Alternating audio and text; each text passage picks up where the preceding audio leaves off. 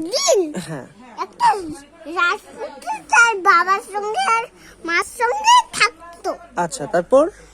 তারপর একটা জঙ্গলে সে একা একা গেল। তারপর তখন একটা এদিকে তাকিয়ে বলো। হ্যাঁ বলো, একটা দূত এসে কি করলো? বললো যে তোকে আমি খাবো। তারপর সেই ছেলেটা বললো যে আমাকে খেও না খেও না। তারপর সে দূতটা বললো যে আমাকে কিছু একটা খাবার দে। তারপর তারপর ওকে একটা চানাচুর দিল, সে পেট ভরে খেলো।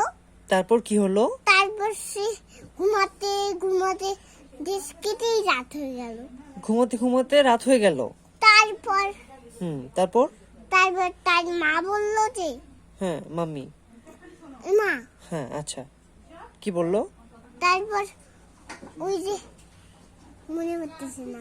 কেন মনে পড়ছে না? তারপর কারেন্টের ওর কারেন্টটা হাত দিছে, তার কারেন্ট দিয়ে মারা গেছে।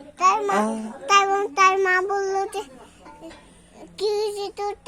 তার বাবাকে কল করে বললো যে আমার ছেলের কারেন্ট হচ্ছে। তারপর এখন অফিস থেকে ওকে সার্জারি করার জন্য ডক্টরের কাছে নিয়ে গেল।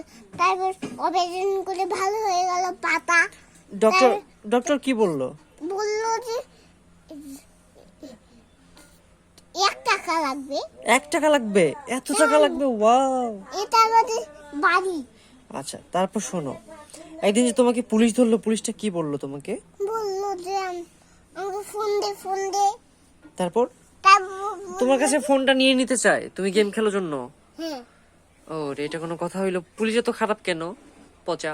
ওয়ান ইউ দাও। তারপর শোনো